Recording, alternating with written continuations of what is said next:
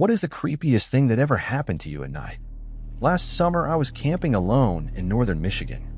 Around 3 a.m., I woke up to what sounded like someone whispering my name right outside my tent.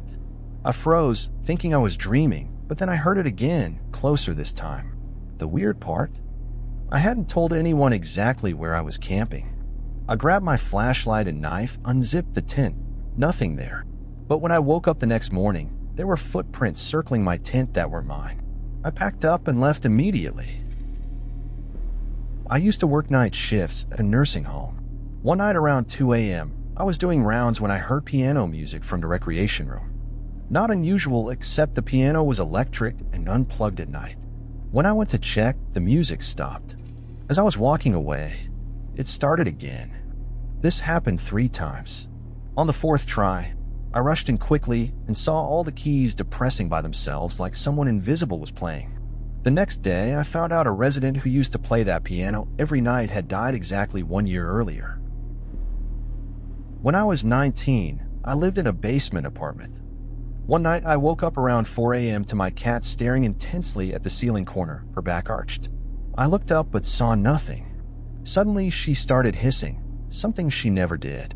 Then the temperature dropped dramatically. I could see my breath. The lights in my bathroom turned on by themselves, then off, then on again. My cat bolted under the bed. I was too terrified to move for what felt like hours. Eventually, I must have fallen asleep because I woke up with the sun streaming in. My cat refused to come out from under the bed for 3 days after. Driving home from college 4 years ago, around midnight on a rural highway, nobody else on the road for miles. Suddenly saw a woman in a white dress standing in the middle of my lane. I swerved hard, nearly went into a ditch. When I looked in my rearview mirror, she was gone. I pulled over, shaking, and called the police. They searched the area, but found nothing. The freaky part came when I described what I saw to the officer. He got really quiet and said 3 accidents had happened in that exact spot over the past decade. All drivers claimed they swerved to avoid a woman in white who wasn't there when they crashed. About 2 years ago, I was grading papers late at night when my phone rang. The caller ID showed my mother's number, but when I answered, all I could hear was static and what sounded like distant crying. I hung up and called her back immediately. No answer. Called my dad, who said she was sound asleep next to him and had been for hours. Her phone was on the nightstand, turned off. The next morning, she told me she'd had an intense nightmare about trying to call me during an emergency, but couldn't get through. Still gives me chills. My golden retriever saved my life 3 years ago. I was home alone when he started growling at the back door around 1 a.m. He never growls, so I got worried. I checked the door, locked, nothing visible outside. But he wouldn't stop, just staring and growling. I called the police, who found a man hiding in the bushes with a knife and rope. Turns out he was a wanted criminal who had been stalking me for weeks. The officer said dogs can sense bad intentions. I don't know how my dog knew, but I'm convinced he sensed something beyond what humans can detect. I was backpacking alone in the Appalachians 6 months ago. Around midnight, I heard what sounded like children laughing just outside my tent. I was at least 15 miles from the nearest road in late November. The laughing got louder, then stopped abruptly. I called out, thinking maybe some teenagers were messing with me. Dead silence. Then my headlamp, which was charging on my portable battery, turned on by itself and started flickering in a pattern that seemed almost like code. I packed up at first light and hiked out. Later found out I was camping near an old cemetery that had been flooded when they built the reservoir in the 1950s. My apartment building has always been normal, until last winter when I started hearing footsteps above me at exactly 3:15 a.m. every night. I live on the top floor. When I mentioned it to my elderly neighbor, she got pale and said the building used to be taller.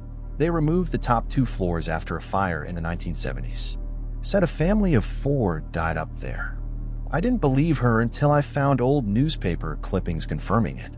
The footsteps still happen occasionally, always at the same time, always 4 distinct patterns, 2 adult, 2 child-sized. My grandma had Alzheimer's and lived with us during my high school years. One summer night, I was up late reading when she wandered into my room and started talking to someone named Margaret in the corner. There was nobody there. She was having a whole conversation, laughing even.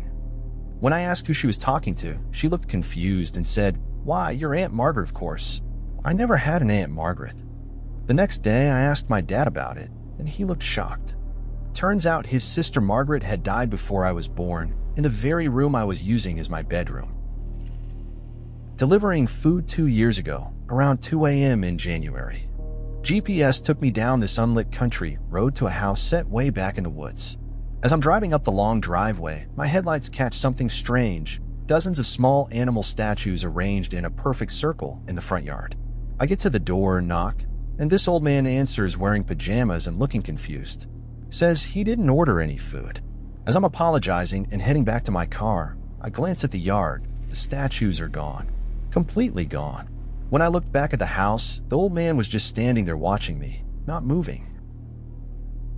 5 years ago, I was coding with headphones on at like 3 a.m. when my monitor suddenly went black. I figured it was just my computer crashing until I saw the reflection of someone standing behind me in the dark screen. I spun around, nobody there. When I turned back to my monitor, it was on again, but open to a text document I hadn't been working on. The only text on it was "Look outside" in all caps. I nearly had a heart attack, but when I checked, my windows were all locked. Found out the next day, my apartment complex had a break-in attempt that night. Someone was checking for unlocked units, but ran when security showed up. Driving cross-country last summer, I stopped at this small motel in Nevada because I was too tired to continue. Around 2 a.m., I woke up to the sound of scratching at my door. I ignored it at first, but it got more intense. Then I heard whispering, couldn't make out the words, but it was definitely human. I called the front desk, no answer. I was about to call the police when it suddenly stopped. In the morning, I mentioned it to the clerk, who looked uncomfortable and said, "Room 17, right?" I nodded. She said, "That happens sometimes. The previous owner hanged himself in the bathroom. We think he's still looking for help." I checked out immediately. I worked nights at a hospital in pediatrics. 3 years ago, I was doing rounds when I noticed this little girl, maybe 6 years old, standing at the end of the hallway in a hospital gown.